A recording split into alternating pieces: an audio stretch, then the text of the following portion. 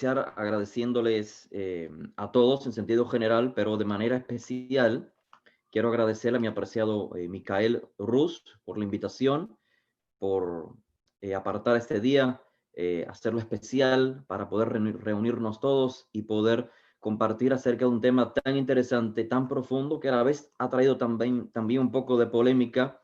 Así que les agradezco una vez más, Immanuel, Micael Rus, el resto de los maestros que se encuentran presentes y en realidad a todos los Javerim que conozco, aquellos que desconozco y gradualmente estoy conociendo a través de esta labor que están realizando. Pues yo me siento muy contento, muy dichoso de estar aquí con ustedes. Muy bien, pues el tema a tratar, como se había anunciado, es acerca del Shabbat. Crear una especie de reflexión inicialmente y luego pasar a el Shabbat según lo dictamina la Torah. Así que para iniciar, estoy seguro que muchos de nosotros ya tenemos la idea bastante clara respecto a lo que es el significado espiritual del día de Shabbat, ¿cierto? Así que básicamente el cese de las labores, que es la orden legal, la orden física, tiene un significado más allá, o sea, un significado trascendental. Por lo tanto, es sumamente importante comprender el significado espiritual detrás de esta acción que es el cese de las labores. ¿Por qué digo esto? Porque a veces olvidamos la esencia del mandamiento cuando nos enfocamos únicamente en el aspecto legal.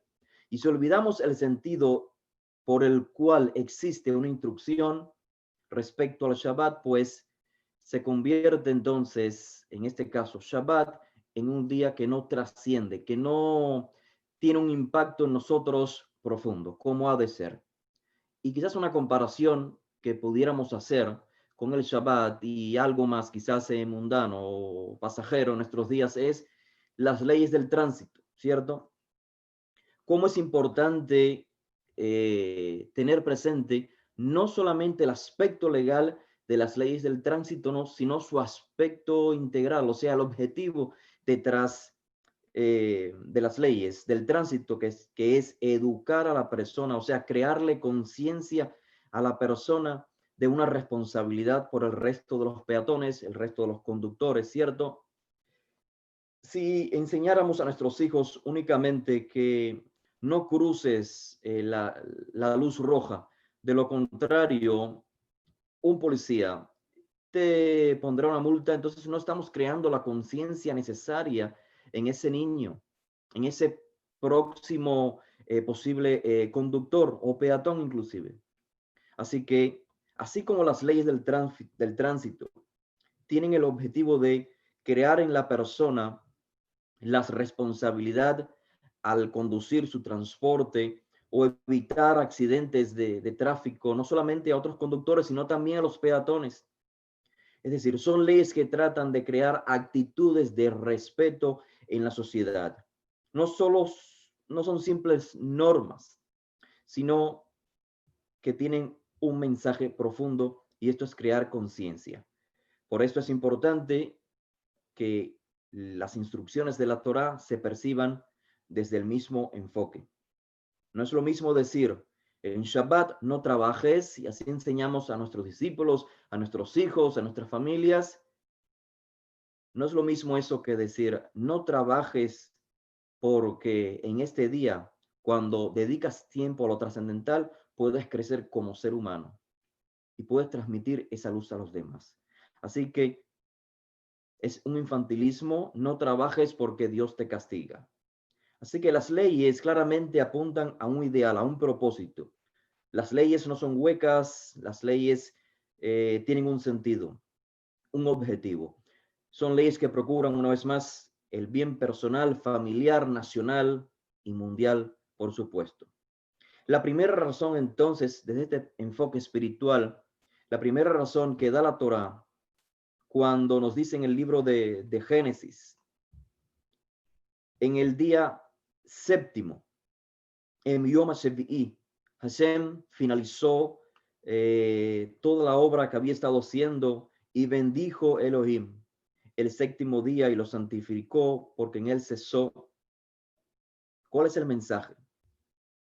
Claramente, aunque en Bereshit no se menciona un mandamiento de que los seres humanos también deben de tener presente este día séptimo, Shabbat, no será sino hasta en el libro de Éxodo, donde se enumeran los 10 códigos o las 10 elocuciones, donde se declara a los israelitas que deben recordar el día de Shabbat y santificarlo. ¿Por qué? Y hace la conexión con el Génesis. En 6 días el Creador hizo los cielos y la tierra, y luego en el séptimo cesó. Lo bendijo y lo santificó. Así que se crea una conciencia ya en el texto de la Torá de que hay un creador, que el Shabbat, al ser observado, santificado, separado, a ser hecho un día especial, el ser humano va creando conciencia, en este caso los hijos de Israel, que debemos emular a nuestro creador, que es posible emular a nuestro creador. Ese es el mensaje esencial, así como el descanso, obviamente en términos humanos, en términos que podamos comprender, también tenemos nosotros que cesar, es decir, vivir según la voluntad divina. Y agrega, descansará tú, tu hijo, tu hija, tu siervo, tus animales, inclusive el extranjero. El contexto, no olvidemos de los 10 códigos, es un pueblo que sale de Egipto, un pueblo que ha sido esclavo por muchos años y no ha podido experimentar lo que es un día del cese de las labores diarias. Así que el contexto ya se crea desde la primera locución, el primero de los 10 mandamientos, como se le conoce, Anoji Hashem Eloheja, Asher Hoseitija me Eretz Mizraim, Mived Abadim. Yo fui quien te sacó de la tierra de Egipto, de la casa de servidumbre. Lo ihi eleja Elohim Aherim Alpanai. Esto quiere decir, en contexto, que yo fui quien te ha liberado. Yo es el que te he hecho libre. ¿Para qué? Para que no tengas que vivir bajo un sistema esclavista, un sistema que abusa del ser humano. Así pues, el contexto de las 10 locuciones donde figura el día de Shabbat es proteger en contra de la esclavitud, del maltrato de un ser humano por otro ser, en este caso de un pueblo, de un sistema social esclavista. Y por lo tanto Israel es elegido para ser una nación ejemplar. Así que somos libres de no tener dioses extraños, dioses como el faraón y como los dioses de Egipto, que nos empujan y nos obligan a vivir un sistema esclavista. Anoji Hashem Eloheja. Yo soy Hashem tu Elohim. El ser humano entonces debe de tener la confianza total en este creador, el que te ha hecho experimentar que Él es el que te protege, que Él es tu creador, que hay un plan contigo, que no estás aquí en el mundo por casualidad y que tú como pueblo de Israel, como miembro de esta nación elegida, tienes una tarea que hacer, una tarea que desarrollar, y esto es, acá en la cuarta locución, santificar, guardar el día de Shabbat. Y es en este contexto entonces que se refleja por primera vez en el texto de la Torá el Shabbat. Se puede entonces apreciar claramente el contexto de una libertad del ser humano, de la procuración de un bien para el ser humano. Independencia, obviamente, de servir al Todopoderoso. Eres libre de trabajar como esclavo. Eres libre de trabajar, pero cesar. Ya no serás más un esclavo. Ya no trabajarás los 7 días seguidos. Y por supuesto, esto implica también, podemos ver inclusive el contexto de la salud, de evitar las enfermedades, pero es un tema el cual hoy no trataremos. Por ello, debe ser un día de Kedusha. Esto es un día especial.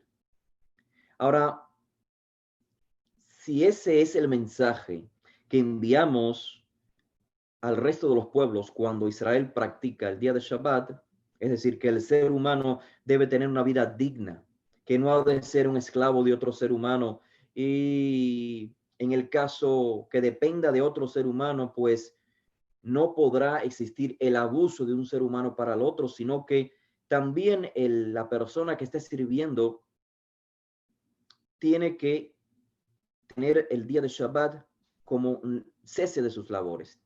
La pregunta sería, ¿y por qué descansar precisamente, por qué cesar de las labores precisamente en el día séptimo del calendario hebreo? ¿Por qué?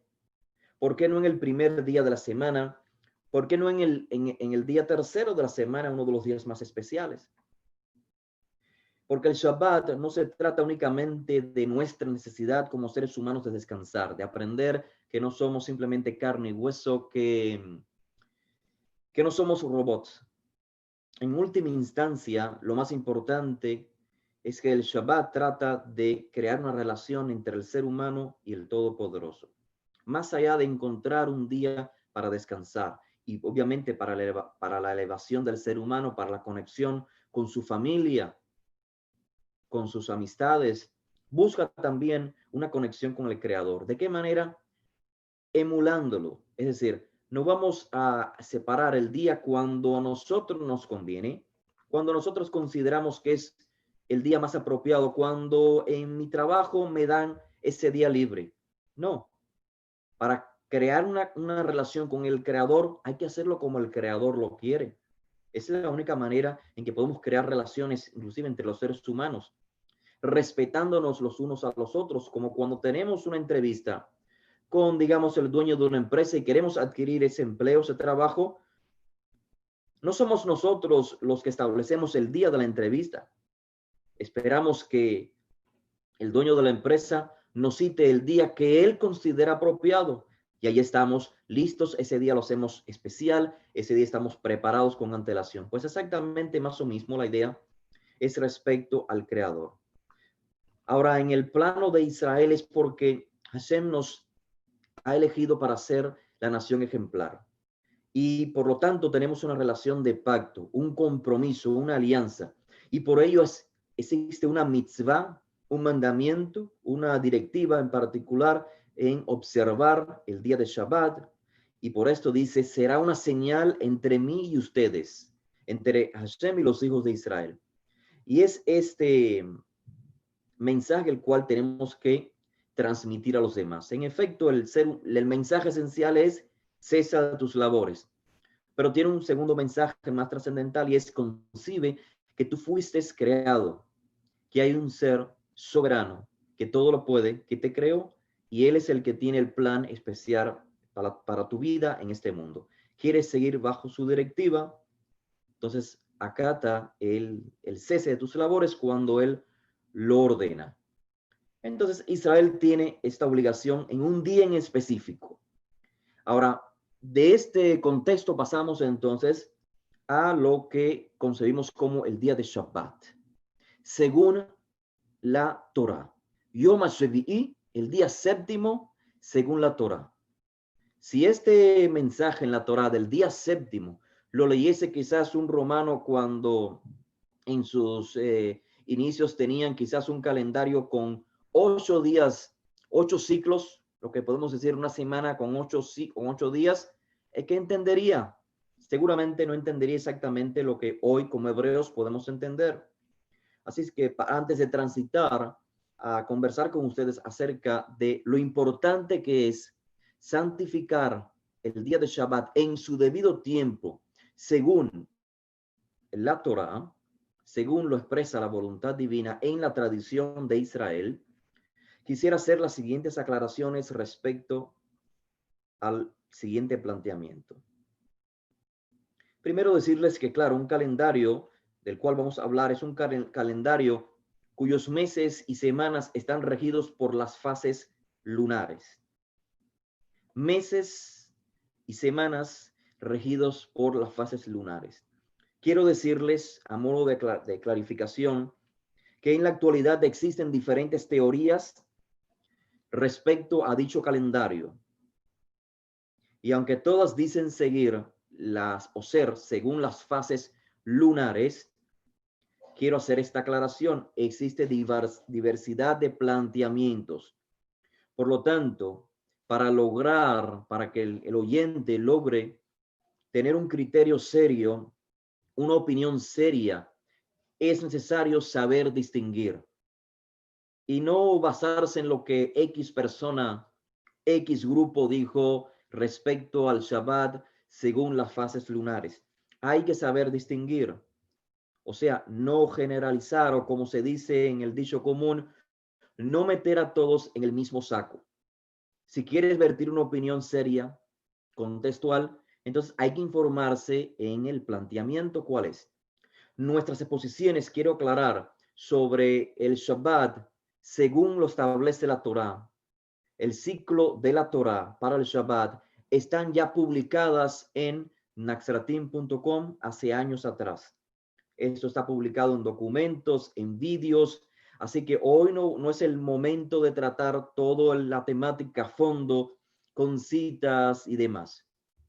Todo eso ya se ha realizado, así que aquella persona que no conozca a profundidad nuestros planteamientos, yo les animo a que se informe y vaya al sitio de internet, no es más, de internet, una vez más, naxtrateam.com, y allí puede encontrar la información adecuada.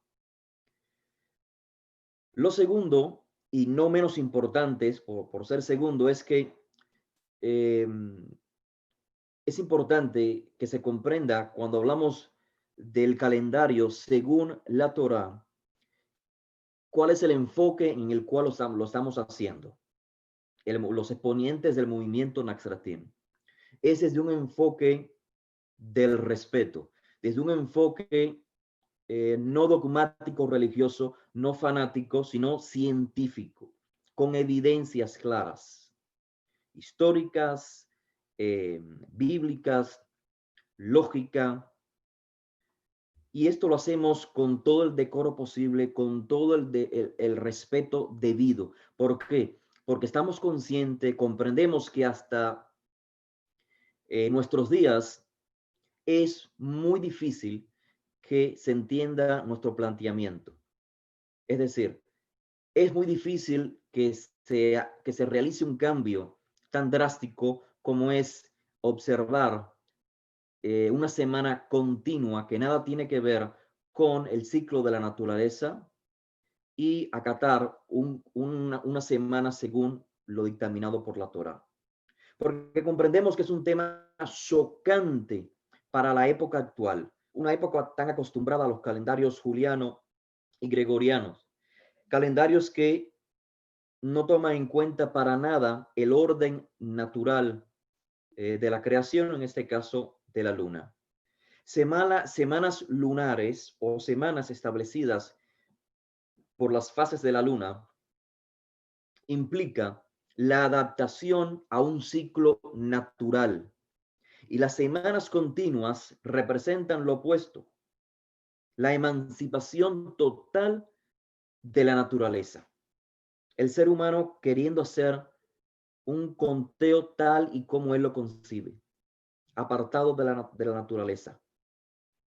Nosotros abogamos porque el calendario de la Torá está presente. Todo ser humano puede tener acceso a él. El calendario del Creador, ¿dónde se encuentra, estimados Javerim? Nada más que hay que mirar al cielo. Ahí está la manera de contar los días, las semanas, los meses y los años. Todos podemos tener acceso ahí. En otras palabras, el Creador está guardándonos. El Creador ha reflejado su voluntad al ser humano y aún está presente. Solo es cuestión de mirar al cielo. Por ello, para que comprendamos lo que les decía previamente, la emancipación total de la naturaleza que propone un calendario cuyas semanas son continuas y nada tienen que ver con la naturaleza, con el ciclo de la luna, para que comprendamos lo extraño de esta comprensión. Claro, en nuestros días es lo más normal. Lo anormal en nuestros días es una semana basada en las fases lunares. Les decía que, por ejemplo, una alajá basada en el dictamen talmúdico, en un registro, en un documento que se finaliza, un documento judío, parte de nuestra tradición, que se finaliza aproximadamente, para ser, digamos, bastante tradicionalista, vamos a decir en el siglo VI, porque hay quien pone también eh, críticos, también dicen que el Talmud finalmente fue completado en el siglo VIII, así que vamos a ser conservadores y decir que en el siglo VI se completó el Talmud. Pues en el Talmud, la concepción del Shabbat es de igual manera, se aparta al orden natural. Por eso les quería poner este ejemplo acerca de una halajá registrada en el Tratado Shabbat, DAF 69b. Y la pregunta que se hace es, si una persona está en el desierto o un lugar similar, es decir, un lugar donde la persona pierde la noción de los días, ¿cómo sabe entonces cuál es el día séptimo? O sea, ¿cómo sabe qué día es Shabbat para poder santificarlo? A la conclusión halágica que llega el Talmud es la siguiente. Muy fácil, a partir del día en que pierdes noción del tiempo o del día en que estás, comienzas a contar ese día como el día 1. Yo no sé qué día es hoy, me encuentro en el desierto o quizás fui aprisionado, me encuentro en una cárcel, ya perdí la noción del tiempo. ¿Cómo sé qué día es Shabbat? Perdí la cuenta, pues hoy voy a contar el primer día. Cuando llega el séptimo día, ese día es Shabbat. Esa es la lógica de un documento que, como decía anteriormente, para ser conservador, fue finalizado en el siglo VII. Sin embargo, las copias más antiguas son mucho más posteriores, es decir, están más conectadas con nuestros días. Así que es evidente que las semanas lunares y las semanas continuas son dos modos totalmente diferentes de organizar el tiempo de la vida humana. Y en la época que vivimos sería altamente riesgoso en términos económicos que cualquier sociedad desee seguir un de semanas lunares, siendo obviamente Shomer Torah, o sea, sabiendo que el día séptimo debe ser un día sagrado. ¿Por qué? Porque sería un ciclo totalmente diferente al que la mayoría del mundo actual está adaptado. Sería como una especie, por exagerarlo un poco, un suicidio económico. Así que el calendario hebreo, para iniciar entonces, después de estas clarificaciones, el calendario hebreo en esencia, no es muy diferente a los demás calendarios. De hecho, el propio término Luach ya nos indica, nos habla de una tabla, de una tableta, donde se registra, donde se toman apuntes. Así que, como otros calendarios, el calendario hebreo es un sistema para marcar el tiempo. Como en otros pueblos, los años se contaban a partir de eventos importantes. Quizás eso sea nuevo para muchos. Así como en otros pueblos los años se contaban a partir del reino de X personaje destacado o X rey destacado, algo similar toma lugar dentro del pueblo hebreo en la antigüedad. Los años se cuentan a partir de ciertos reinos. En el Israel del Tanaj no existe tal cosa como en el año tal desde la creación. Eso no existe para la cosmovisión israelita de la antigüedad. Eso es algo realmente que vino a existir a partir de la Edad Media. Esto lo pongo como ejemplo para que comprendamos que la concepción judía del tiempo en la antigüedad no es exactamente la actual. Aún en los primeros años de la era común, el mundo judío contaba el tiempo a partir de momentos especiales. Por ejemplo, existen monedas realizadas aproximadamente en el año 70 y también en el año 135, es decir, cuando hubieron las revueltas judías contra Roma, y en estas monedas judías dice el año 1 de la redención de Israel, o el año 1 a partir de la destrucción de Israel o del templo. Es decir, se toman eventos importantes para marcar fechas y a partir de allí se menciona o se marca el año 1, el año 2, el año 3 y así sucesivamente. Ahora bien, cómo calcular el tiempo desde el contexto hebreo según la Torá? Ya desde el Génesis, la tradición hebrea registra la manera de contar el tiempo. Ya lo leímos. Dice el texto en Génesis 1, verso 14, hayan lumbreras, voy a leer acá literalmente, hayan lumbreras en la expansión de los cielos para separar el día y la noche, y sean para señales y para moadim, para tiempos específicos o para citas señaladas, y para días y para años.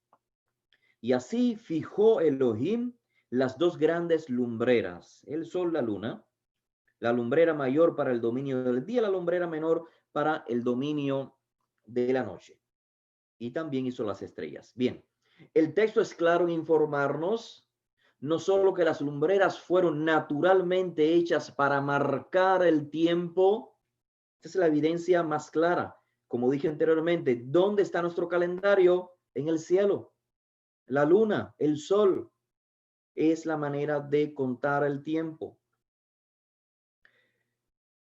Además, aunque esto toma lugar, según el texto, en el día cuarto de la creación, el texto clarifica que la luna y el sol, las luminarias, fueron fijadas, esto es, establecidas de forma tal que sincronicen con el tiempo. Se encontraba en el tercer día, digamos que el texto es literal, estamos en el tercer día, las lumbreras fueron fijadas.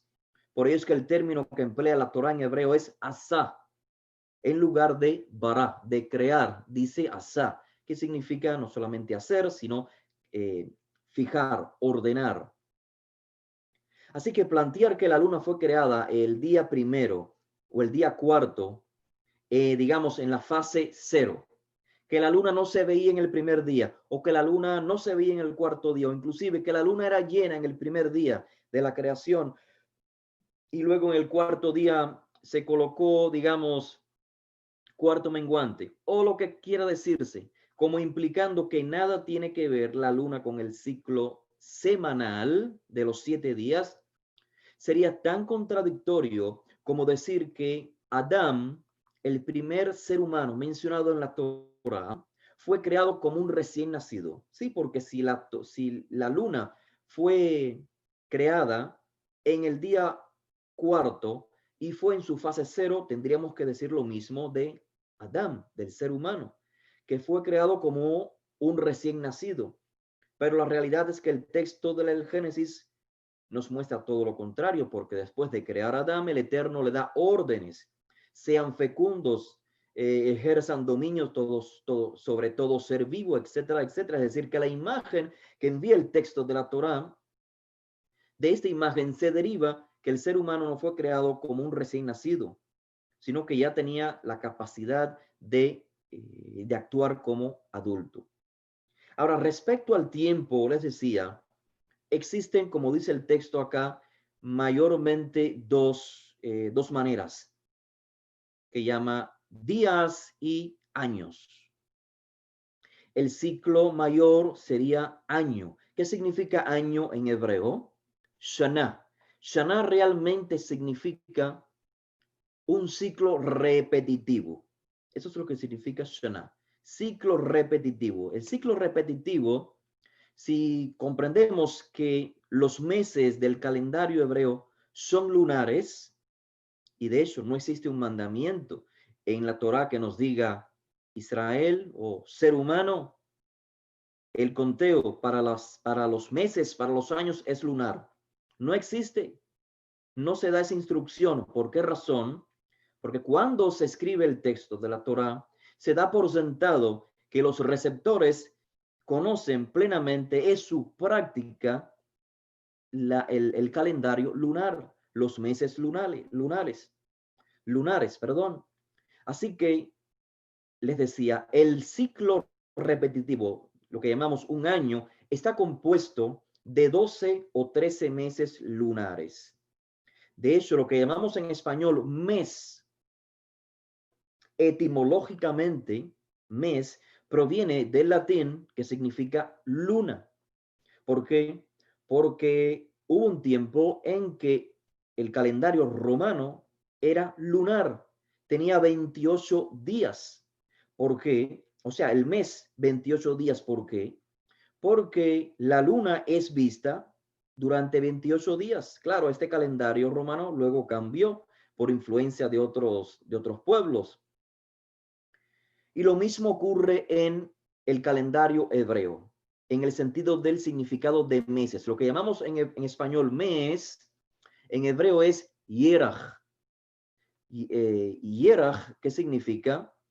Esencialmente, su raíz significa luna, yareach.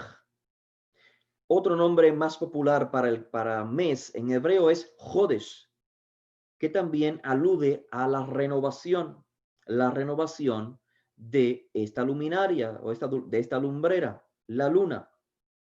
Por ello es que cada mes tiene lo que se llama en hebreo Rosh Jodesh. Otros meses no tienen esto.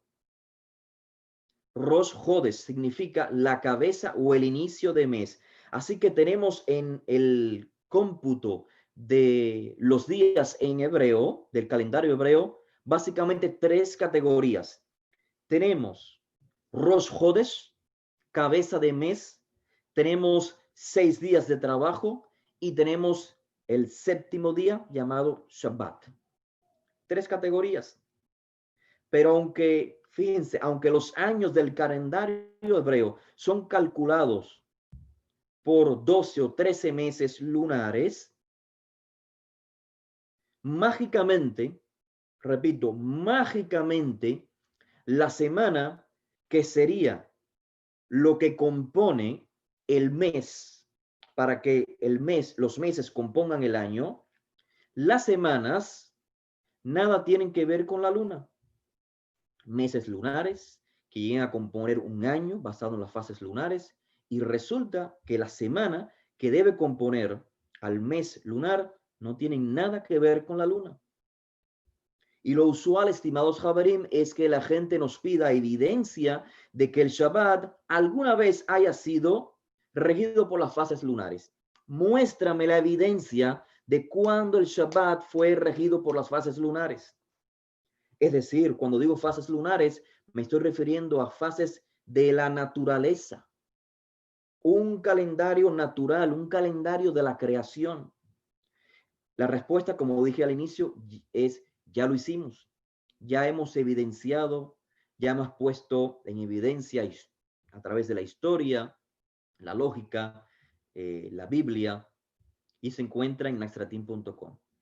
Específicamente, si aquellos que gustan más de ver vídeos en lugar de leer, bueno, pues existen 4 series en YouTube llamado El Shabbat regido por la luna. Pero sé que siempre, quedan algunas incógnitas y hoy vamos a tratar de responderlas y además escuchar otras que puedan existir que aún no nos han hecho llegar. Así que me gustaría iniciar en esta parte haciendo la misma pregunta para hacer reflexionar a quienes opinan que el sábado es el Shabbat mencionado en la Torah, que el séptimo día mencionado en Génesis es el sábado. Ya nosotros dimos nuestra evidencia y obviamente estamos abiertos al diálogo, a las preguntas con decoro, con respeto, porque lo mismo procuramos nosotros con todos los participantes.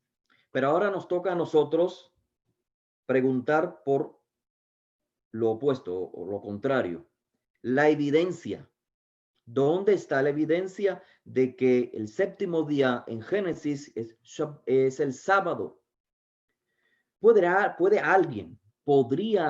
alguna persona que siga un ciclo semanal continuo cuyo día séptimo coincide con calendarios como el juliano o el gregoriano, puede esa persona asegurar que el sábado es el Shabbat mencionado en la Torá? ¿Puede asegurarlo? Me refiero al Shabbat del Génesis, al Shabbat que practicaba Moisés. Más adelante, y Mircea Hashem, hablaremos de registros históricos, más o menos en el primer siglo, escritos romanos que hablan del día de Saturno. Estamos hablando de la Torá, no del primer siglo. Vamos a partir desde las bases iniciales.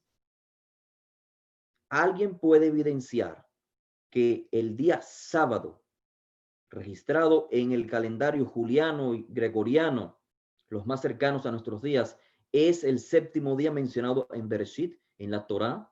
Que los hijos de Israel cesaban de laborar en el desierto el día sábado.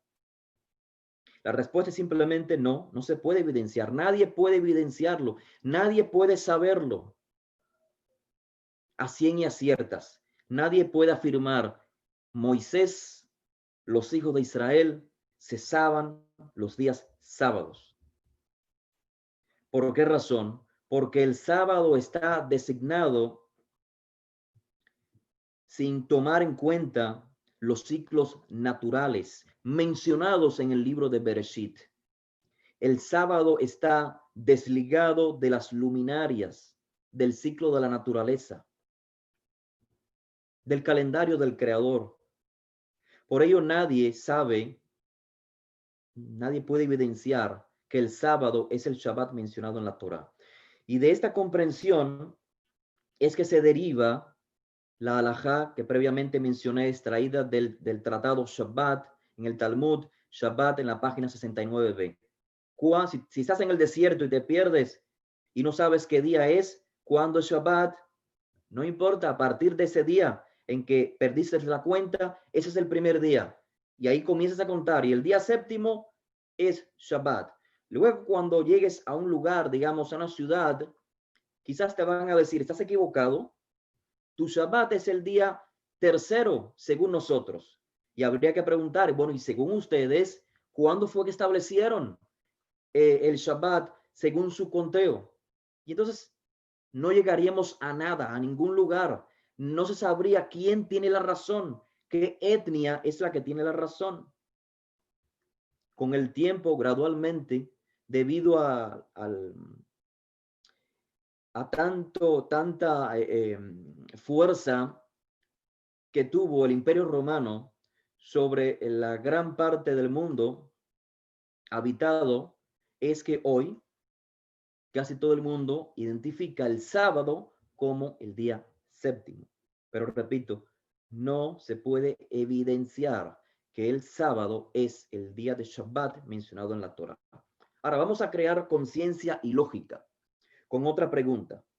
¿Puede alguien con un calendario lunar, como lo es el calendario hebreo, el calendario de la Torá, puede esa persona asegurar 100%, fíjese, 100%, que el día, qué día de hoy es, pero en el conteo del mes, qué día del mes es hoy?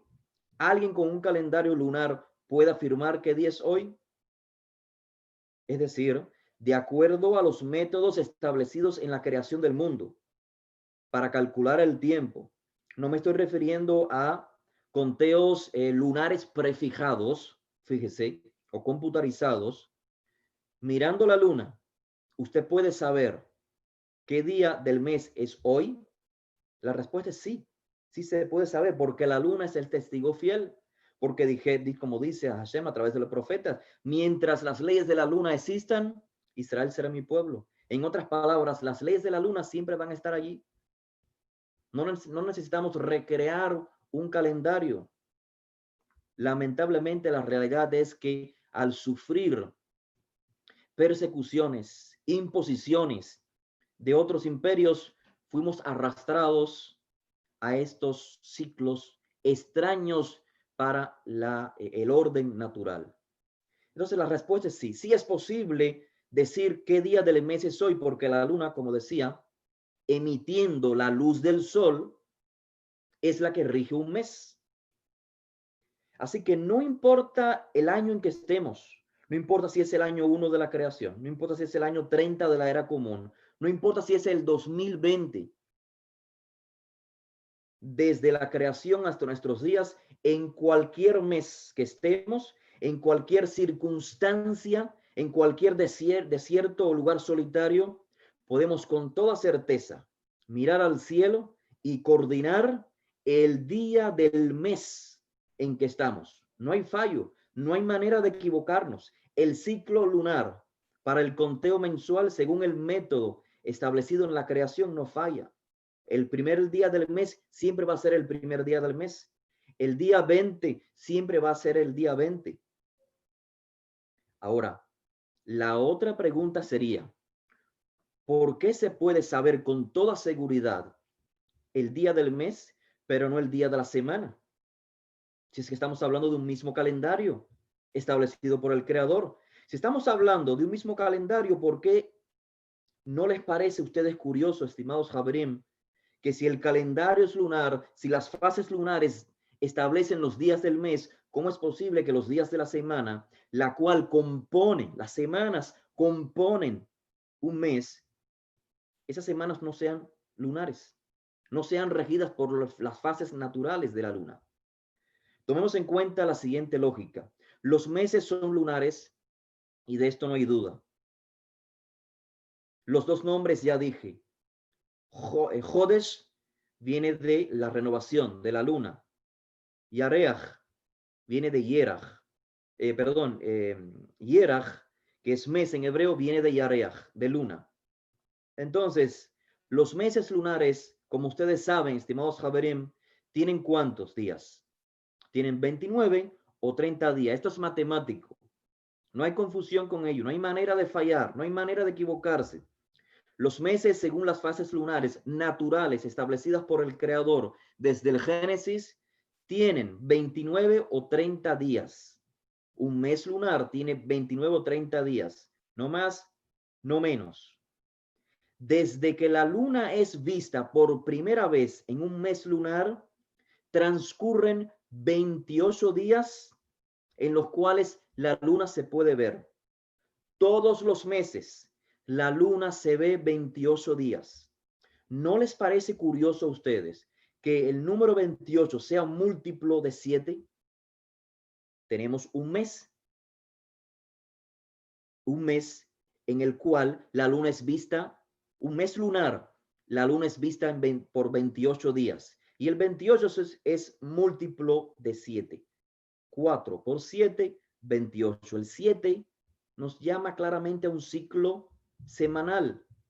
Shabua, en hebreo, semana, que claramente el término Shabua nos habla de Sheva, de 7. Entonces, si dijimos que el ciclo del año está compuesto por meses y los meses por semanas, meses lunares compuestos por semanas, entonces es muy, muy claro percibir que las 4 semanas que componen un mes lunar han de ser 4 semanas lunares. Es pura lógica. En otras palabras, los 28 días en que la luna está visible son los que designan las 4 semanas del mes. Y los días que no está visible, que designan, que es 1 o 2 días, para completar el día 29 o el 30, designa lo que dijimos anteriormente, el Rosh Hodesh, la cabeza del mes, el inicio del mes. Dije previamente que esta es una realidad en el calendario hebreo. No solamente existen ciclos de 6 días de trabajo y el séptimo de descanso, sino que existe algo que se llama Rosh Hodesh, la cabeza del mes, que puede ser 1 o 2 días, los días en que el ser humano no puede ver la luna. Estos 2 días, 1 o 2 días de Rosh Hodesh, están evidenciados, por ejemplo, en el Tanaj, en el evento narrado en el primer libro de Samuel, donde David debe huir del rey Saúl y se encuentra con Jonatán. Todos seguramente hemos escuchado esa narrativa. Pues ahí se mencionan hasta 2, se menciona un primer día de Rosh Hodesh y luego un segundo día de Rosh Hodesh. Quiere esto decir que existe la posibilidad de que sea 1 o 2 días de Rosh Hodesh. Ahora hay quien dice, Rosh Hodesh no es cuando la luna no se ve. Rosh Hodesh es cuando la luna se comienza a ver. O inclusive hay quien dice Rosh Hodesh, el inicio del mes es cuando la luna está llena. Vamos a usar la lógica, estimados Jabrim. Las únicas fases lunares que pueden tener 1 o 2 días en que para la vista humana es la misma fase es cuando la luna no se ve, que puede ser 1 o 2 días. No existe otra fase lunar que a la vista humana parezca la misma. No existe. Así que usemos la lógica para entender.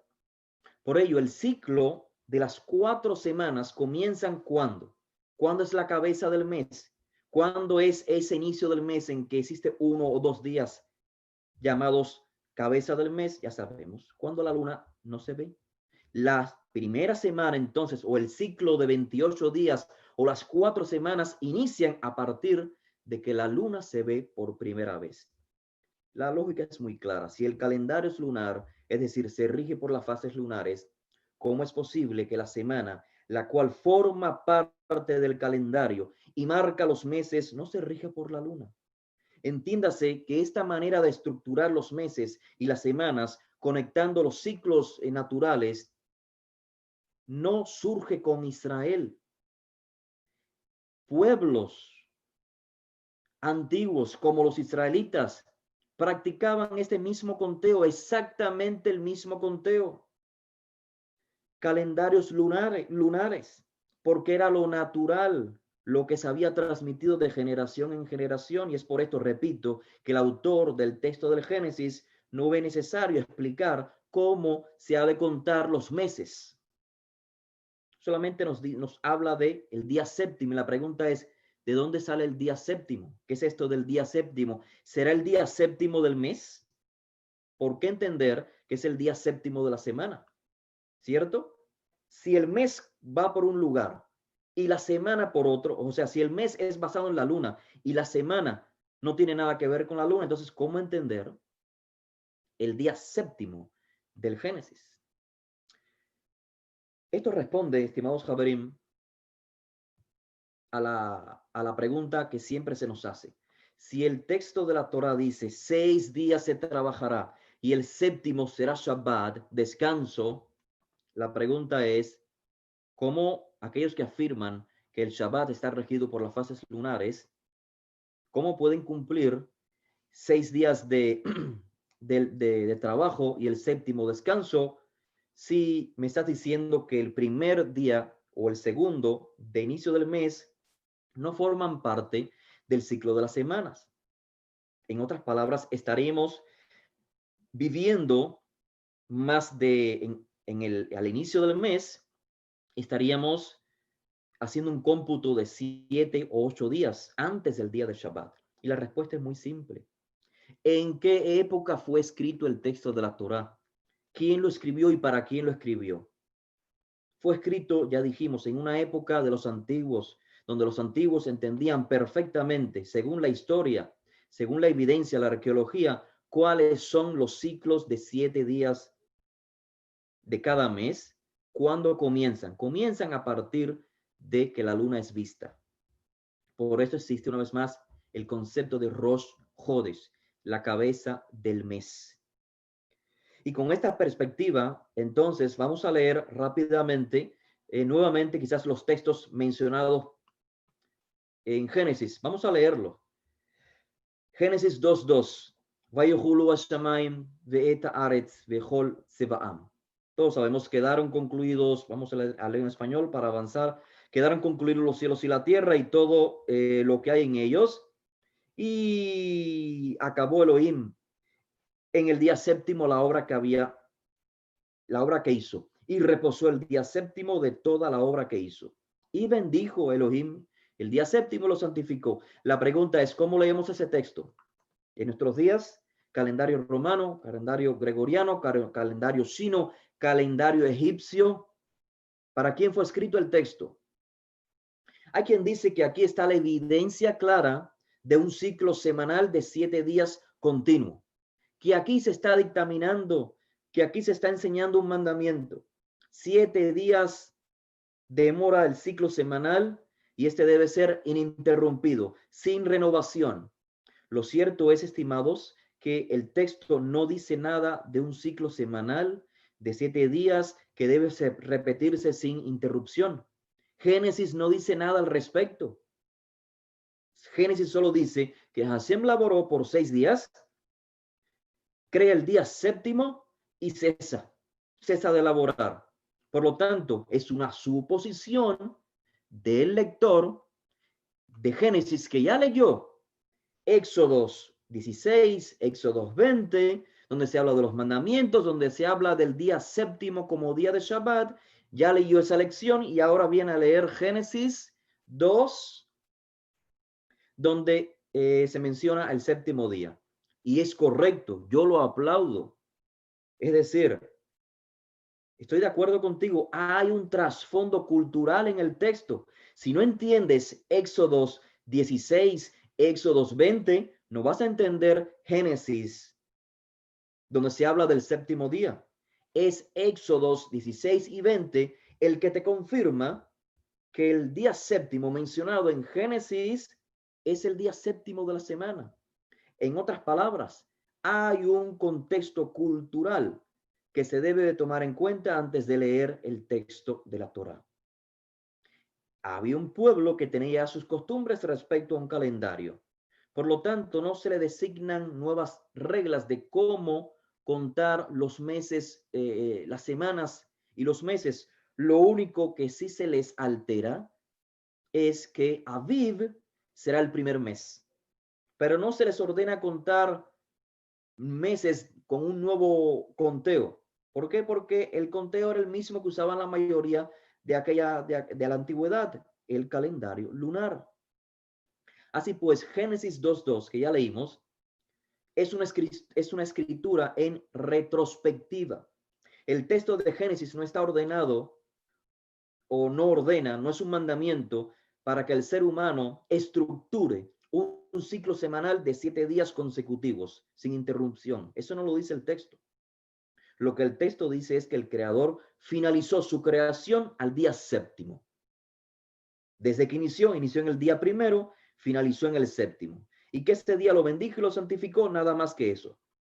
Y el que escribe estas palabras ya conoce la cultura hebrea, ya conoce Éxodo 20, los mandamientos, guardarás el día de Shabbat, santificarás el día séptimo. Así que para comprender el texto, el que lee debe preguntarse, si el que conoce el calendario de los hebreos de la antigüedad pudiera comprender el texto, o si el que conoce un calendario actual, moderno, el cual no podemos asegurar que es el mismo de la antigüedad. En otras palabras, ¿qué es Yom HaShevi'i? ¿Qué es el día séptimo? Para el lector, para el escritor primeramente, para el autor, y luego para el lector original del Génesis. Olvídate de Éxodo. Génesis, ¿qué es Yom HaShevi'i? ¿Qué es el día séptimo? ¿Por qué suponer que es mi sábado? ¿Con qué lentes estás leyendo? ¿Dónde está la evidencia de que el Shabbat de la Torá es el día sábado del calendario actual? Ciertamente el día séptimo en la Torá no es una información que sale de la nada, como ya dije. De lo contrario, el lector pudiera preguntarse si el día séptimo se refiere al séptimo día de un mes. ¿Será que el creador cesó el séptimo día del mes? En ningún lugar se menciona de Génesis el séptimo día de la semana. Claramente porque el autor supone que el lector hebreo antiguo comprende que el séptimo día al cual se está haciendo referencia es ese día que en la entrega de los mandamientos se dijo el séptimo día de un ciclo semanal. Porque ya dije, hay un contexto textual detrás del texto. El autor escribe de esta manera que el lector ya sabe qué significa Yom HaShevi'i, el día séptimo. Entonces la pregunta es, ¿qué es Yom HaShevi'i para el lector antiguo? Quienes dicen que Shabbat es sábado no pueden probarlo, no tienen evidencia. Por lo tanto, cuando celebran Shabbat con el día sábado, no están seguros de que ese día es exactamente Shabbat. No lo están, no pueden asegurarlo. La evidencia histórica indica que los hebreos, como muchos otros pueblos, tendrían no solo un mes lunar, sino un mes compuesto por semanas lunares. Ya, como dije previamente, la información está registrada acerca de los diferentes pueblos que observaban semanas lunares. ¿Te interesa la información? Se encuentra en naxtratin.com. El día séptimo entonces sería para el lector antiguo el último día de, eh, de estos, digamos, de estos 4 ciclos que forman un mes lunar. 4 ciclos de 7 días que forman un mes lunar. Y esta es la comprensión clara, sencilla, lógica, razonable, que los antiguos lectores entenderían del texto del Génesis, acostumbrados a calendarios lunares. Por ello, aunque estemos en el desierto, las fases lunares nos van a indicar cuándo es el día séptimo. Por ello, cuando en Éxodo 16 dice en el contexto del maná que el día sexto recogieron doble porción de alimento, es porque sabían los israelitas en el desierto que era el día sexto y que era el día séptimo. Cuando dice en Éxodos 16:23, esto es lo que ha ordenado el Eterno. Mañana es Shabbat. Mañana es día de descanso, de cese de las labores. Y luego dice, recogerán durante 6 días, pero el séptimo, que es Shabbat, no lo harán. La pregunta pudiera ser, durante 6 días, pero ¿a partir de cuándo? ¿A partir de cuándo yo empiezo a contar 6 días? Si existe un calendario semanal basado en las fases lunares, todo tiene sentido. Hay un principio y ese principio no lo voy a perder de vista aunque esté en el desierto, aunque esté a solas, aunque esté en prisión. Cuando yo salga de la prisión, yo voy a poder ver la luna y voy a saber en qué día de la semana y del mes estoy. Así que la pregunta es, durante 6 días recogerán el maná. La pregunta dije que era, ¿a partir de cuándo? ¿De cuándo empiezo a contar? El día sexto, ¿a partir de qué? ¿Cuál es la señal? ¿Hay alguna información en la Torá, en el texto de la Torá, donde se instruya que la semana debe ser de 7 días? No, se da por sentado porque la semana se llama Shavua, 7 días, ciclo de 7. Por ende, una vez más, hay una cultura detrás del texto que concibe los ciclos de 7 a partir de una renovación, de un Rosh Hodesh. Y la pregunta es, ¿qué te hace pensar, una vez más, que el día séptimo es el sábado? Así dejemos, estimados Jabrim, que sea el propio texto el cual se explique por sí mismo, que el contexto exponga el texto. Muchas civilizaciones antiguas se regían por calendarios lunares, meses lunares y semanas lunares. Ahora bien, voy a finalizar con esta última sección en la cual quiero responder brevemente a 2 preguntas que nos han hecho llegar recientemente, las cuales no hemos mencionado en los textos que hemos publicado ni en los vídeos que hemos publicado. ¿Por qué? Porque desde mi punto de vista, estos planteamientos no tienen bases sólidas, pero entiendo que no todo el mundo puede comprenderlo así, así que voy a culminar esta exposición explicando o dando respuesta a estas 2 preguntas. La más quizás interesante de ellas es que existen escritos por historiadores romanos que mencionan, estos historiadores romanos mencionan que ciertos ataques que realizaron los romanos contra los judíos tomaron lugar precisamente en el día de Saturno. Y se da la evidencia. ¿Por qué razón? Porque es el día en que el judío no trabaja. Por lo tanto, es la manera, digamos, militar, o sea, se aprovechaban de que el judío no está trabajando, laborando, y agredían. Se ha planteado desde el punto de vista de muchos académicos, y digo académicos porque es el término y es la gente que la mayoría respeta por sus estudios y demás, simplemente por eso. Académicos han criticado no solamente a escritores romanos por mencionar ese supuesto, ¿cómo puede llamarle? Evento histórico, el ataque de los romanos a los judíos en el día de Saturno, porque los judíos descansaban, sino que además estos también han criticado y han tachado de falsa información a los escritos en Josefo, porque Josefo también menciona dichos eventos. Si mal no recuerdo, en 2 ocasiones Josefo lo menciona. Pero curiosamente, Josefo menciona, ese es el día llamado por nosotros Shabbat, claro, en latín o en griego, debo decir. Así que mi respuesta ante este planteamiento es una y muy simple. Y es que cuando los historiadores romanos plantean esta idea de que ellos atacaron a los judíos en el día de Saturno, es muy claro, porque el que recibe el mensaje debe entender que es el día 7, el día séptimo. El día Saturno es el día séptimo del calendario romano para esta época, durante el primer siglo.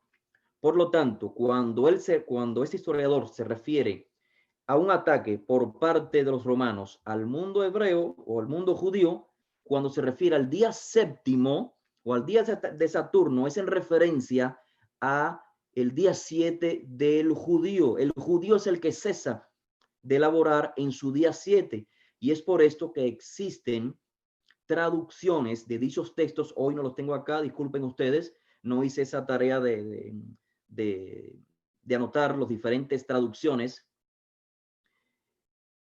donde los traductores les decía en inglés de estos textos, originalmente en latín o en griego, dicen el día séptimo de ellos, el día de Saturno de ellos, de los judíos.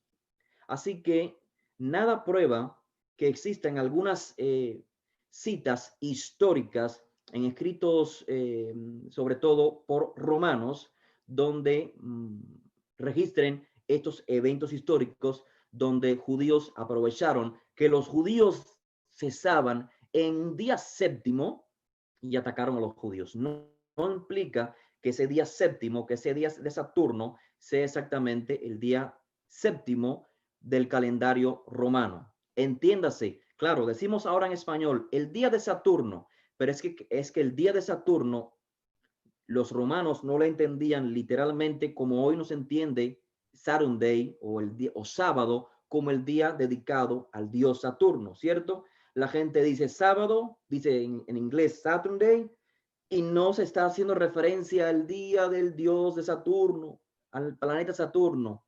No lo están haciendo así. De igual manera, el mundo romano en aquel entonces ya no tenía noción de esa realidad. Su día séptimo de la semana era el día de Saturno. ¿Cómo identifica un romano el día séptimo de la semana hebrea o judía con el mismo nombre? El día de Saturno.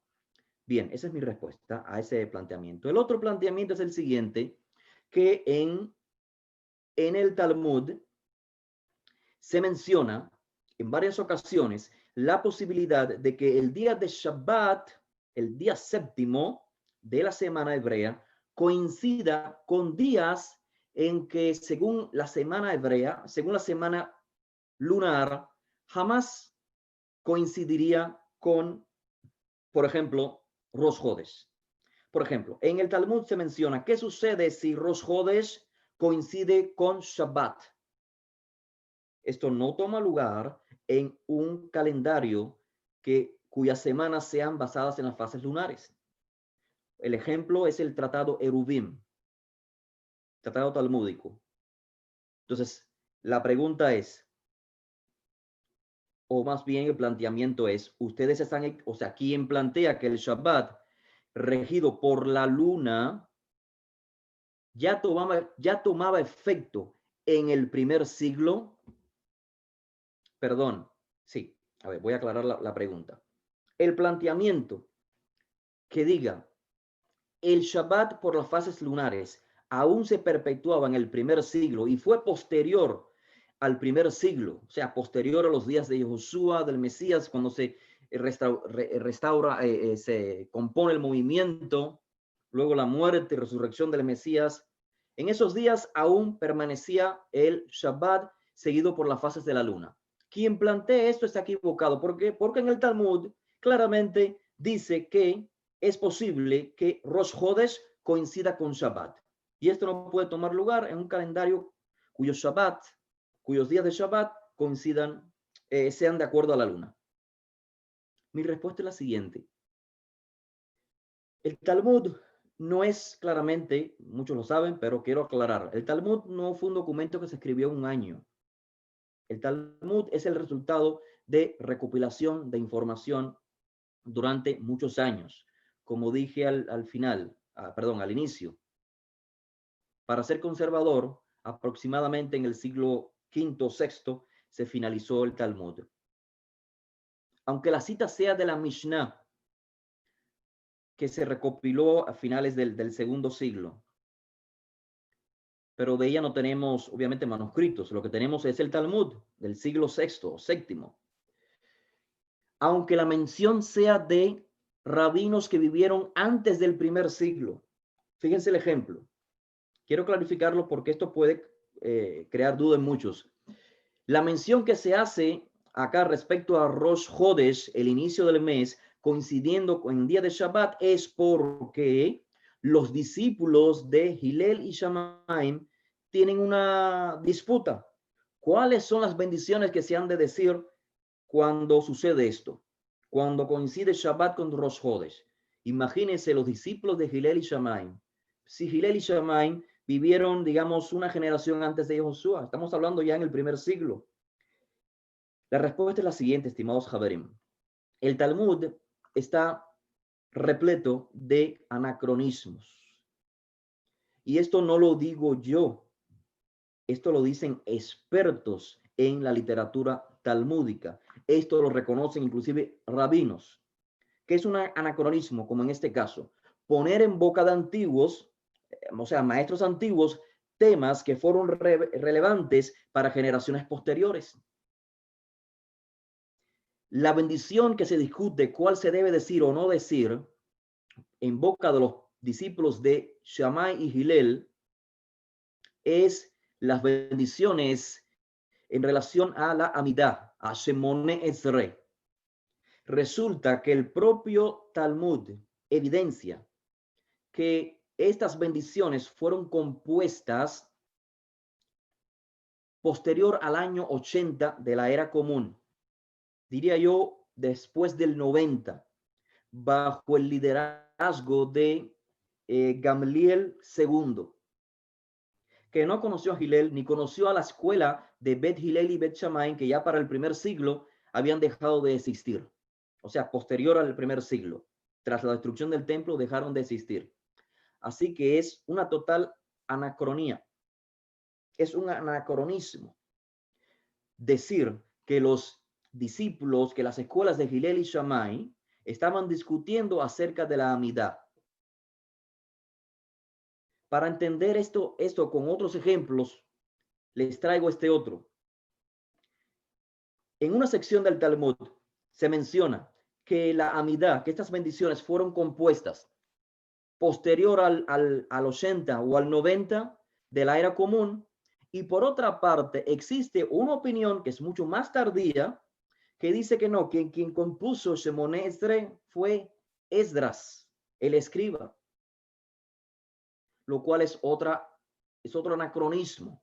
Como si fuera poco, existe registro en el Talmud que dice que quien inventó la Birkat Hamazon, la bendición tras el sustento, fue realmente Josué, el hijo de Nun, el discípulo de Moisés. Y como estos ejemplos, yo le puedo citar un sinnúmero de más ejemplos que evidencian los anacronismos que existen en el Talmud. Cómo se dictamina una ley, una halajá, en nombre de un rabino muy antiguo, un personaje muy antiguo, simplemente para darle autoridad a esa legislación. Y acá traigo registrados, si mal no me equivoco, estoy viendo acá en las notas, para el que le guste de la lectura, aunque yo creo que este documento simplemente se encuentra en inglés, In Quest of the Historical Pharisees, en busca de los fariseos históricos, una obra por el destacado profesor Jacob Neusner. Excelente obra. Él, entre otros excelentes comentaristas de los textos rabínicos, él siendo de hecho un rabino, Jacob Neusner, nos dice que los autores y los editores de la Mishnah, inclusive también de Tosefta, exhiben una fuerte tendencia en representar la ley mishnaica, la ley de los maestros aproximadamente entre el casi final del primer siglo en adelante, tienen la tendencia de mostrar estos decretos halágicos, mishnaicos, como consistentes con posiciones tempranas, posiciones anteriores. Y nos dice destacado rabino y escritor Jacob Neusner, nos dice, hay que tener cuidado en hacer inferencias a partir de esta observación. No tenemos un cuerpo de ley farisaica, es decir, no tenemos una ley de cómo los judíos fariseos en los días de Josué vivían. Por la cual podamos comparar entonces la ley mishnaica. En otras palabras, la ley mishnaica es ley mishnaica, no la podemos compararlo con la de los fariseos. Un ejemplo para finalizar es el siguiente, y es otro ejemplo más respecto a esta temática, y es cuando Hillel, acabado de llegar de Babilonia, está en Jerusalén y le preguntan, Benei Batirá, unos sabios en Jerusalén, le preguntan a Hillel, que era un don nadie en aquella época, o sea, no era el fariseo, no era el Hillel que conocemos después, le preguntan a Hillel un procedimiento halágico acerca de cómo sacrificar el animal o la ofrenda en Pesaj, en día de Pesaj. Es una total anacronía, una vez más, criticada por eruditos, porque la pregunta debiera hacerse aquí, en lugar de Hillel, que es un don nadie, a los sacerdotes que día y noche están sacrificando, que Pesaj tras Pesaj están sacrificando. Ellos son los que tienen la respuesta de cómo sacrificar en Pesaj, no alguien que viene de Babilonia. Pero ¿cuál es el contexto de este anacronismo? O sea, el anacronismo tiene un sentido. El objetivo es, una vez más, darle validez a la ley mishnaica por encima de quienes en realidad dictaminaban la ley en el primer siglo, que eran los saduceos. Último ejemplo de anacronismo. El Bet Din Hagadol, el Sanedrín, el gran tribunal de Jerusalén, según la tradición talmúdica, ¿quiénes lo manejan? Usted abre el Pirkei Avot y ahí dice que era la línea de los sabios mishnaicos. Cuando usted va a Josefo, el historiador judío que vivió en el primer siglo, te dice todo lo opuesto, que quienes realmente tenían la autoridad en el primer siglo eran los Kohanim, los sacerdotes. Vamos a los escritos de los primeros discípulos, otros documentos históricos, y nos dicen lo mismo. No existió fariseo alguno que pudo llamar a Yehoshua a su Beidim, y Yehoshua y sus discípulos se vieron obligados a ir allí. La única vez que están presentes de un doctor de la ley es Gamliel, el maestro de Shaul, Gamliel I. Y esto es porque Gamliel I se encuentra en un Sanedrín, siendo uno más, donde los saduceos, sacerdotes, están liderando. Así que, estimados Jabrim, la historia tal y como fue contada en la Mishnah y en el Talmud no es totalmente verídica en términos históricos.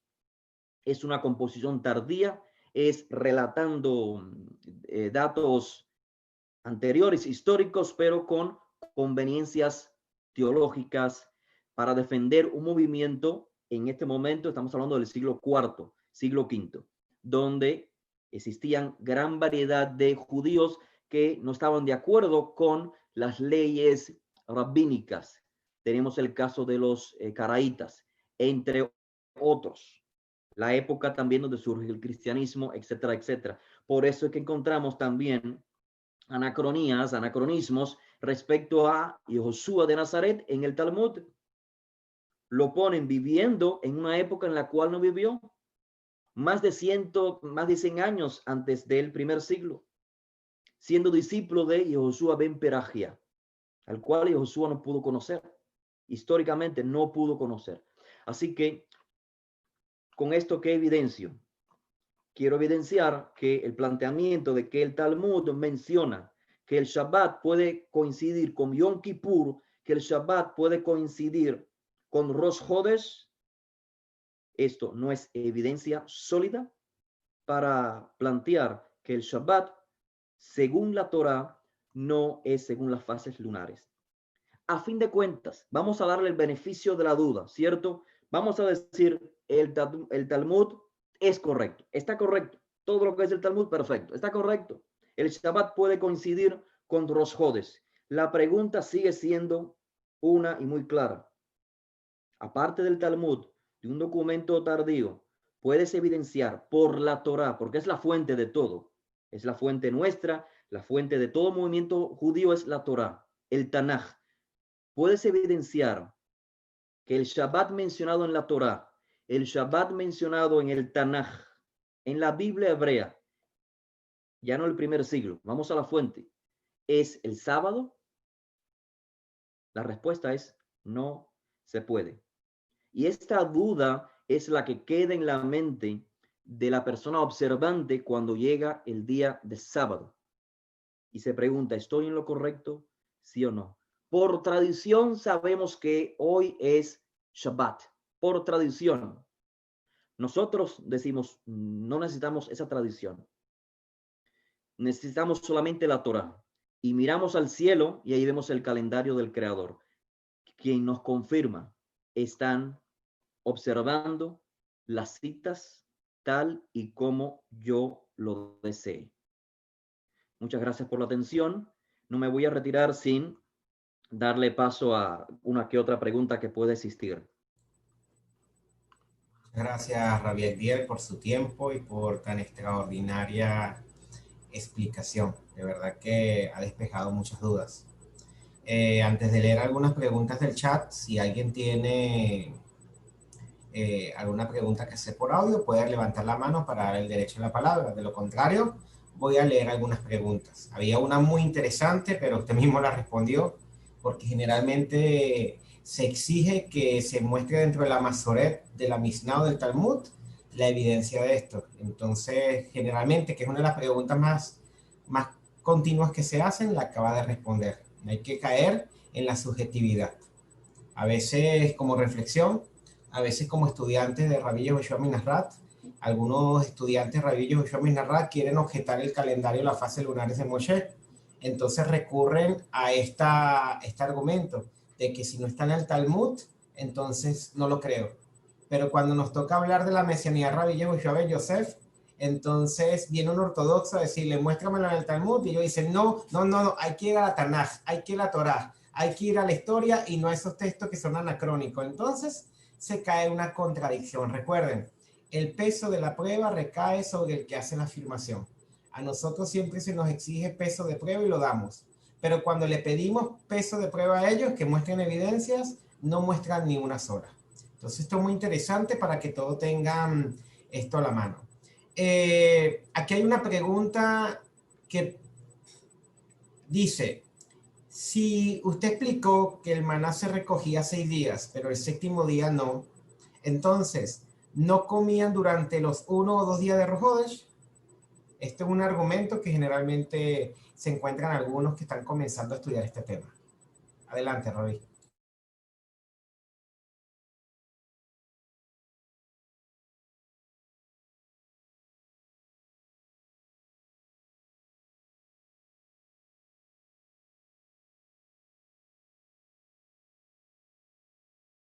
Ok, ya le activo el micrófono, disculpe. Adelante, Robbie. Gracias.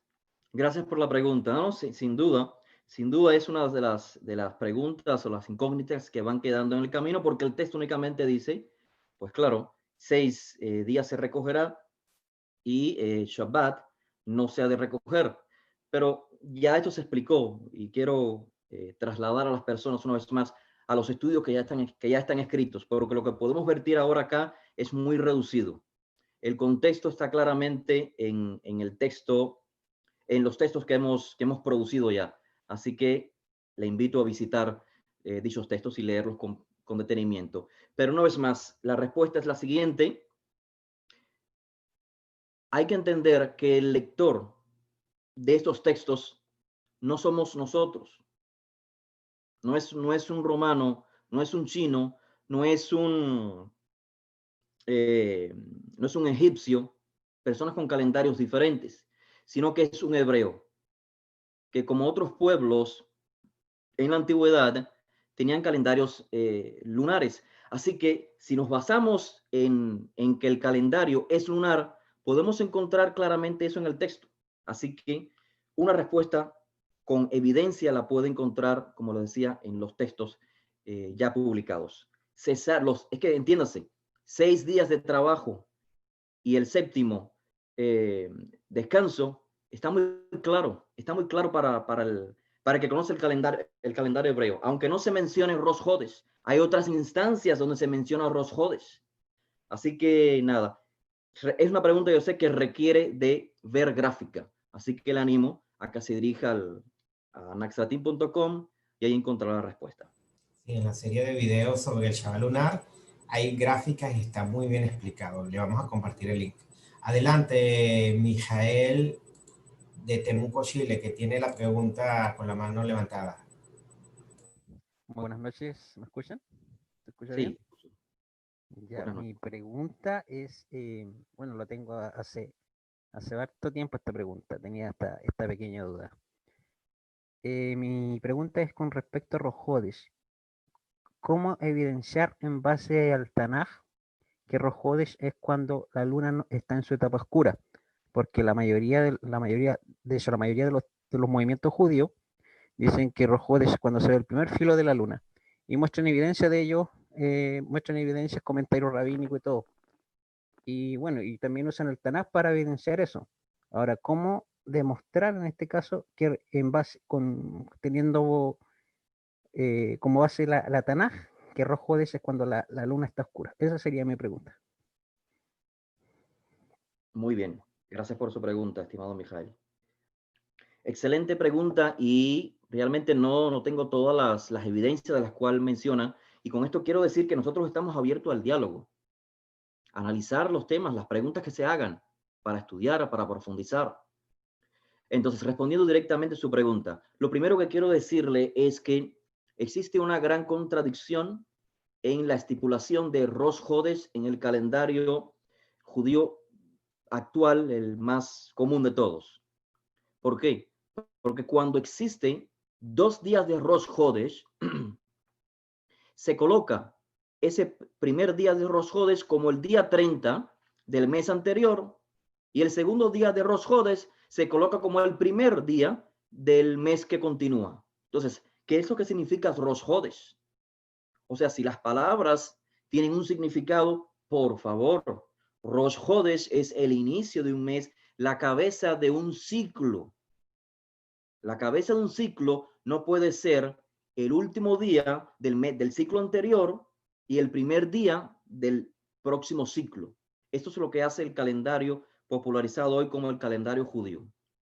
Para mí, un error. Lo segundo, respondiendo ya directamente a su pregunta, es cómo comprender que el Rosh Hodesh es cuando no se ve la luna. Y creo que la respuesta ya la di, citando el libro de Primera de Samuel, donde se menciona la huida de David de Shaul, el encuentro con Jonatán, etcétera, etcétera. La evidencia es que allí se mencionan no uno, sino 2 días de Rosh Hodesh. Cuando vamos a los ciclos de la luna, existen, como ya dije, 2 días en el ciclo de la luna que para la vista humana son exactamente iguales. Y esto es cuando la luna no se ve por 2 días. La luna no se puede ver, no se ve en los meses lunares, ya sea por un día o hay veces que en 2 días. Por lo tanto, ahí se desprende que Rosh Hodesh puede ser un día o 2 días. La razón por la que Rosh Hodesh puede ser 2 días se deduce por lógica. Claro, el texto no lo dice claramente. Se deduce por lógica porque existen 1 o 2 días en el calendario lunar, en las fases lunares, cuando es exactamente igual desde la vista humana, cuando no se ve. Ahora, la evidencia histórica evidencia lo mismo. Los calendarios, por ejemplo, babilónicos de la antigüedad, eran de igual manera, exactamente, 28 días con luna, con la luna vista, se marcaban los 28 días, y era un día o 2 días donde no se veía la luna claramente. Los textos dicen donde no se veía la luna cuando era el inicio del mes. Así que basado en estas dos realidades o evidencias es que yo coordino o pienso que Rosh Hodesh es cuando la luna no se ve. Muchas gracias, Rabí. Siempre es Bueno, bueno Siempre es bueno entender que el calendario está basado en una lógica. Si tenemos 4 semanas al mes y cada semana tiene 7 días, 7 por 4 es 28, que es un calendario natural. Y como decía, la palabra mes viene de la palabra luna. Y de ahí incluso se dice que la menstruación de la mujer tenía un ciclo natural de 28 días. Entonces viene a la perfección. Ahora bien, decir que la luna nueva es el primer filo, cuando se ve, entraría en una contradicción, porque si hablamos del segundo día de luna nueva, el primer filo solamente es un solo día, no puede durar un filo de luna 2 días. En cambio, en el calendario, en la lógica del que la luna nueva es la luna que no se ve, sí se cumple la lógica de que puede durar 1 o 2 días y podemos hablar del segundo día de luna nueva. Entonces va acorde al Tanaj. La afirmación de que el primer filo es el Rosh Hodesh, entonces iría en contra del Tanaj y es el que no tiene sustento en el Tanaj. Mientras que la luna nueva está oculta, sí va acorde a las declaraciones del Tanaj y en el ciclo semanal de 4 semanas, 7 días cada una. Tenemos una pregunta de Diana Escobar, una pregunta muy buena, es una pregunta halágica. Una persona que observa el Shabbat lunar, digamos que coincida un día jueves, que es laboral para la mayoría de hoy en día, y trabaja ese día, ¿no está violando el Shabbat al solo contar con 2 o 4 horas para dedicarlo al Shabbat? Adelante, Rabí. excelente la pregunta, y son las preguntas mejores que me gusta recibir, porque sabemos que la pregunta viene con una conciencia detrás, que es santificar el día de Shabbat. Hay gente que pregunta por preguntar, no observan el Shabbat, pero discuten respecto al Shabbat. Entonces, aprecio mucho este tipo de preguntas. La realidad es que si no se observa el día de Shabbat, porque se está elaborando, claramente es una violación del día de Shabbat. Eso es natural. Como cualquier orden que se nos dé, si no la llevamos a cabo, estamos incumpliendo. Ahora tenemos que tener en cuenta, obviamente, el orden de importancia en nuestra vida. Desde el punto de vista halágico, si estamos, por ejemplo, en Yom Kippur y la persona necesita comer, tiene que comer, aunque viole la ordenanza ¿cómo se dice? De ayunar en Yom Kippur. Aunque tenga que comer cerdo, está permitido halágicamente que coma cerdo. Si no hay más nada que comer, obviamente, y lo único que hay es cerdo o algo que no sea kosher, tiene que comerlo. Esa es la halajá, porque hay un orden de importancia. Entonces, en ese sentido, la persona tiene que hacer todo lo posible por santificar el día de Shabbat. No puede, tiene que poner en balanzas lo más importante en su vida, si es el bienestar o sea, lograr, digamos, sobrevivir en cierto contexto geográfico, porque aquí viene otra parte interesante. Cuando Hashem entrega la mitzvah de Shabbat, lo entrega en contexto de nación. No le dijo a Abraham, este es el Shabbat que debes de guardar. Le dijo a todo Israel, este es el Shabbat que debes de guardar. Israel se está constituyendo como una nación ejemplar. Decía anteriormente, sale de Egipto, un lugar donde no existe lo que es el Shabbat, no existe reposo. Entonces, el Shabbat es para que sea constituido como una ley nacional. En Israel no es así en la actualidad. Anteriormente sí lo era, hoy no es. Lo único que en Israel sí es legal es Yom Kippur. En Yom Kippur todo cesa, pero el Shabbat no lo han colocado con la misma, digamos, categoría de importancia. Entonces, si nosotros vivimos en un lugar, una zona geográfica, donde el sistema gubernamental no establece el Shabbat como un día de cese, o sea, si trabajamos para una persona, para una empresa, esa empresa nos va a exigir que trabajemos en día de Shabbat porque no somos dueños de nuestro tiempo. Necesitamos cumplir con el tiempo de esa empresa, pero el sistema gubernamental no le exige a esa empresa que en Shabbat no se puede elaborar. Así que en esa circunstancia, la persona que no viva en un contexto judío no se verá sino expuesto, obligado a laborar en día de Shabbat hasta que procure gradualmente. Es decir, tampoco es cruzarnos de brazo y decir, bueno, como yo vivo, digamos, en América y aquí donde estoy viviendo, acá el Shabbat no es conforme, como dice la Torah, pues voy a seguir así hasta que, no sé, no, o sea, no me esfuerzo al respecto. Tenemos que esforzarnos. La mejor manera entonces es vivir en comunidad. O sea, si no podemos tener un país donde podamos vivir guardando el Shabbat por un decreto nacional, entonces tenemos que crear una comunidad en la cual nos podamos asistir los unos a los otros. Excelente pregunta. Tengo un par de preguntas, vamos a ver si nos da tiempo. Aquí hay una muy interesante que es un argumento que generalmente le muestran en los debates sobre este tema. Ellos dicen que se argumenta que el calendario de las fases lunares es algo babilónico, dando a entender que es algo pagano.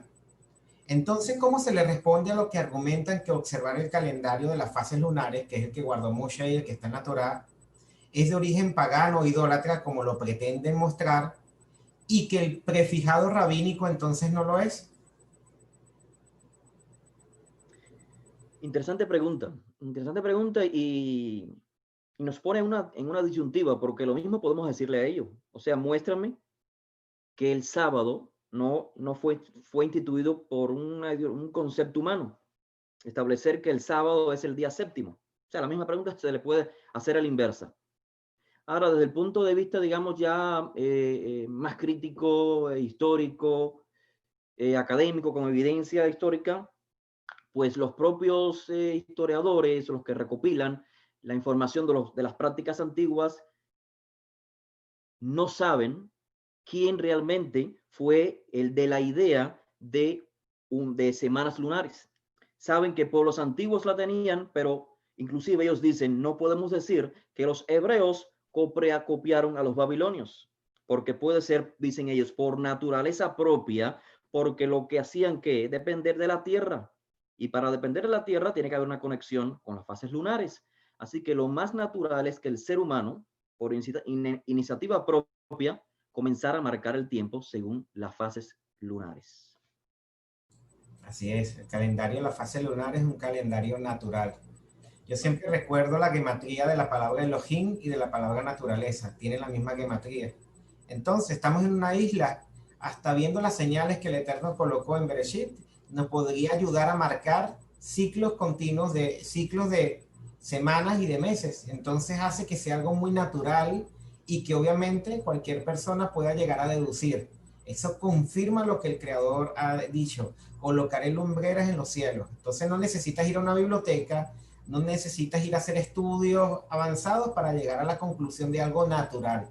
Y a mí me gusta mucho eso de este calendario, porque nos muestra que el Creador y la Torah es algo que es fácil de guardar, no hay impedimentos para su práctica, sino que depende de nuestra decisión. Para culminar, una última pregunta, y los invito nuevamente, como dijo Rabia Agdiel, a entrar a la página oficial nasratin.com y al grupo oficial de Facebook nasratin.com para ver este tema a mayor profundidad. Última pregunta de Albino. ¿Yeshua guardó el calendario juliano, rabínico o lunar? Adelante, Rabí. Gracias. Un saludo, estimado Albino. Gracias por estar presente.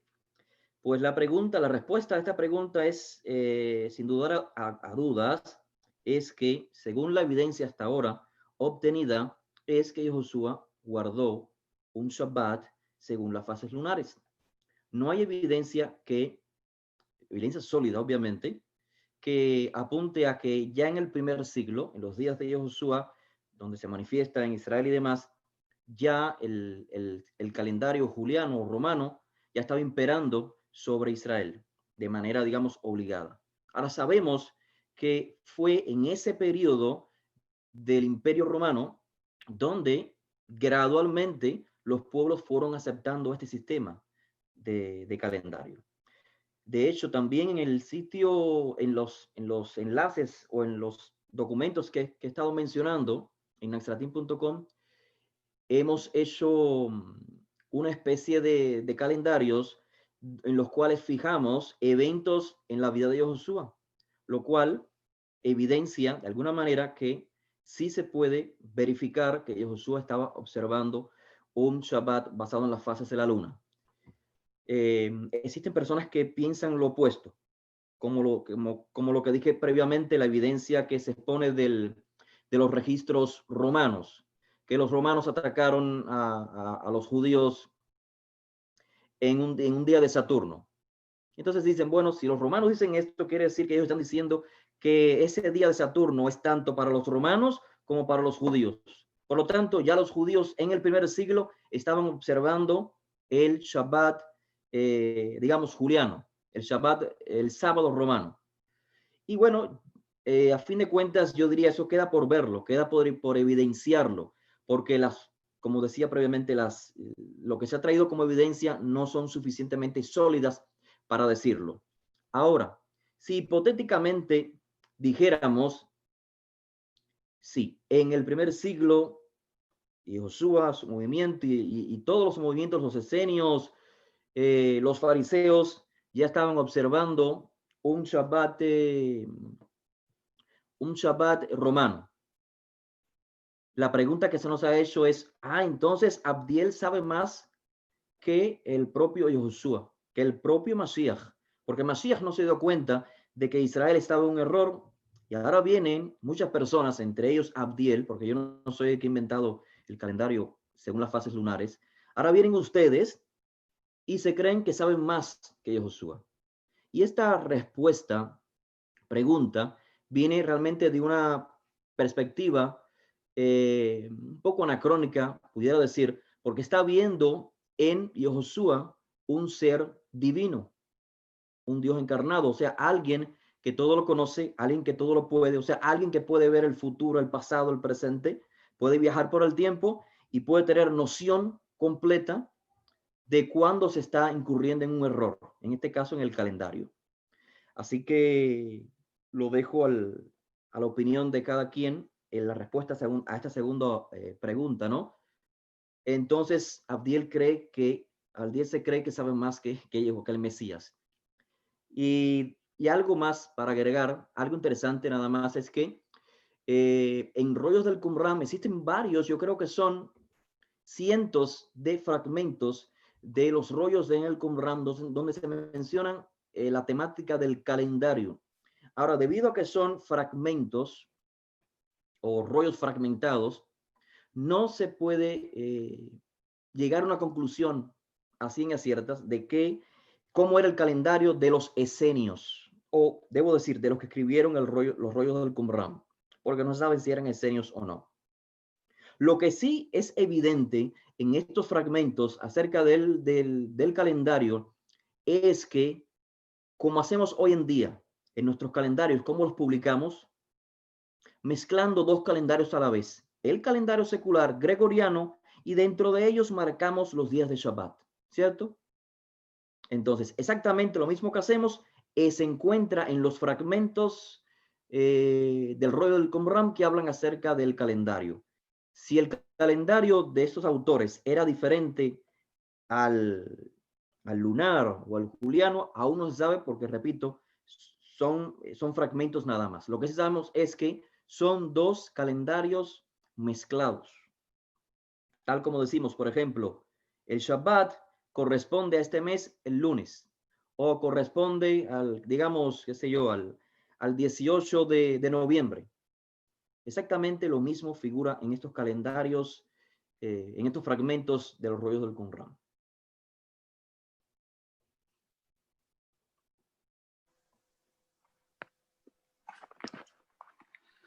Le agradecemos al Rab Abdi El Benovet por tan excelente enseñanza y por estar felices de estar entendiendo cada día más el calendario de la Torá. Les recordamos que todos los martes seguimos conviviendo la Torá con los diferentes expositores del movimiento Nazratí y visitar la página Nazratí oficial en Facebook, donde se están promoviendo constantemente las diferentes charlas, clases y la información diariamente. También le agradecemos a los que han podido colaborar con nosotros porque les recordamos que mantener la página, mantener el Zoom también tiene un costo. Nosotros no pedimos dinero nunca, pero los colaboradores han seguido ayudándonos respecto a eso y estamos muy contentos, muy agradecidos también por eso. Cualquier cosa pueden comunicarse directamente en los WhatsApp que tenemos y bueno, lo invitamos a seguir con nosotros, a seguir invitando a amigos, a seguir aprendiendo. Cada uno está aprendiendo, como dijo el Rab, no tenemos la verdad absoluta, pero vamos en camino hacia eso. Buenas noches y un gran abrazo para todos. Shalom.